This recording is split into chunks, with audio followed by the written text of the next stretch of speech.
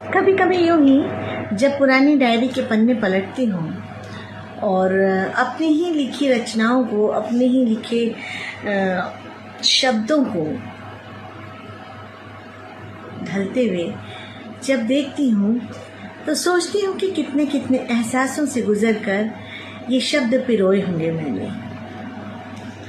आइए चंद पंक्तियाँ उन्हीं एहसासों से जुड़ी। लगभग 26 से 27 वर्ष इस रचना को लिखे हुए मुझे हो गए और इसे ध्यान से सुनिए तो आप स्वयं महसूस करेंगे कि एक लड़की, एक नवयुवना जब एक नए परिवेश में ब्याह कर जाती है तो उस वक्त वो कैसा फील करती है। कोशिश करती हूँ कुछ लिखने की, कलम उठाती हूँ, पन्ना नज़र नहीं आता।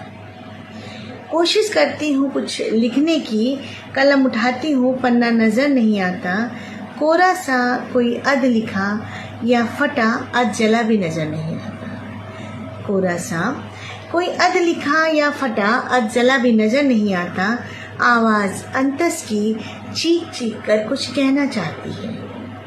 आवाज़ अंतस की चीख चीख कर कुछ कहना चाहती है। बंद जुबां को उसका कहने का यह अंदाज पसंद नहीं आता। कोशिश करती हूँ कुछ याद करने की, कोशिश करती हूँ कुछ याद करने की, मगर पुराना घर, मकान या बागीचा नज़र नहीं आता। वो दहलीज, दादी की बड़बड़ाहट या बड़ी अम्मा का धूप में सुखाया अचार नज़र नहीं आता। कोशिश करती हूँ बहुत सुनने की, कोशिश करती हूँ बहुत सुनने की। लगाती हूँ कान दरो दीवार पर, लगाती हूँ कान दरो दीवार पर, मगर इस शहर तक लगाती हूँ कान दरो दीवार तक, मगर इस शहर तक माँ की पुकार का वो एहसास नज़र नहीं आता। मगर इस शहर तक माँ की पुकार का वो एहसास नज़र नहीं आता। वो बचपन, दादी, नानी या फिर स्कूल की गलियों का हाल नज़र नहीं आता। वो बचपन, दादी, नानी या फिर स्कूल की गलियों का हाल नज़र नहीं आता।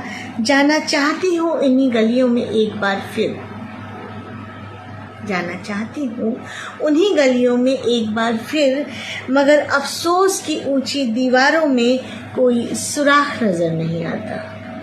मगर अफसोस कि इन ऊंची दीवारों में कोई सुराख नज़र नहीं आता। अब आप सोच सकते हैं कि एक नई लड़की जब एक नए परिवेश में ब्याह कर जाती है तो कुछ समय तक उसे उस नए परिवेश को अपनाने में, उसमें ढलने में कितना वक्त लगता है और कितने कितने एहसासों से वो गुजरती है।